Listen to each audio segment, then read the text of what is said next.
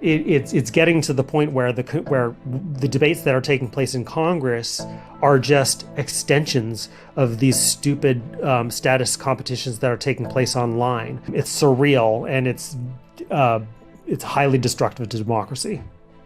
Pierre Bourdieu, who's a French sociologist now deceased, he was the first to point out that social class, is not just a function of one's economic capital, but also of one's accrued cultural capital. And cultural capital is basically the knowledge and tastes and mannerisms that are inculcated that allow a person to sort of get ahead in a given environment. Journalists tend to have a lot of accumulated cultural capital, even if they don't have a whole lot of economic capital. Your average, junior level New York Times writer is probably makes a solid middle class income, but they're not rich. But they have a lot of cultural capital. And so somebody like Donald Trump is somebody who's rich in economic capital, poor in cultural capital, and therefore is never accepted into those elite circles. So there's always kind of this struggle between those who have a lot of cultural capital to sort of increase the relative value of their cultural capital versus economic capital. This is why a lot of people who are very high in cultural capital become politically liberal, and why they tend to see their fights as with like they're fighting the billionaires on behalf of the oppressed classes. Because they and the working class have perceived themselves to have a common enemy. I think social media is changing things because on social media, there's where a lot of these status competitions now take place. Economic capital has been de-emphasized, especially on Twitter, which is kind of the world that I'm most familiar with.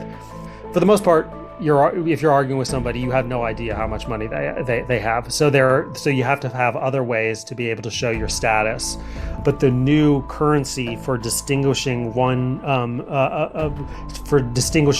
status versus the next is through what I call moral capital, which is assuming these elevated political positions and this sort of moral posturing, what people widely recognize as virtue signaling, and as social media has sort of taken over more and more of our lives, those status competitions have started to bleed into the real world and have started to shape the real world. It's getting to the point where the real world is an extension of the debates that take place on Twitter. Not everybody on Twitter is part of the elite, obviously, but it is, I think, more than other social media platforms, it's probably the least populist. It's the one that is most where the culture is most dominated by elites. I spend a lot of time on Twitter, so I can't speak for what it's like to not be on Twitter, but I imagine that it must be really just confusing, because you're out there never paying attention to what's taking place on Twitter, and then all of a sudden politicians are talking about abolishing the police or abolishing ICE, or all these kind of ideas that seem very radical and extreme and seem to come out of nowhere. Abolish ICE started literally as this Twitter hashtag. And then AOC started talking about it, and then it became a thing.